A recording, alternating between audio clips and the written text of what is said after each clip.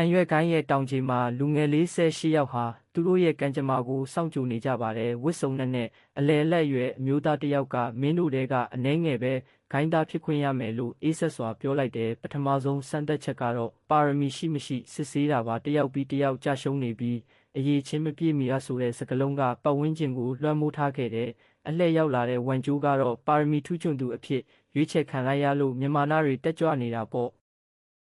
နောက်တစ်ယောက်ဖြစ်တဲ့ဝမ်ဟောက်ကတော့ပါရမီမရှိပေမဲ့ညံကောင်းသူပါသူကအဖိုးတန်နှစ်300တက်တန်းရှိမှုကိုလက်ဆောင်ပေးပြီးအကိယပညာရှင်ရဲ့အကူအညီဖြစ်တဲ့ဂိုင်းထဲဝင်ခွင့်ရသွားပြန်တဲ့ဒါကိုကြည့်ပြီးကြာရှုံးသွားတဲ့တခြားလူငယ်တွေကတော့မျက်ရည်တွေနဲ့အားငယ်နေကြတာပေါ့နောက်ဆုံးမှာတော့ဝမ်လင်းရဲ့အလှည့်ကိုရောက်ရှိလာပါပြီသူ့ရင်ထဲမှာမိဘတွေရဲ့မျှော်လင့်ချက်တွေကိုပြန်မြင်အောင်ရင်းငါတေချာပေါက်အရွေးခံရမယ်လို့တနိဋ္ဌာန်ချထားခဲ့တယ်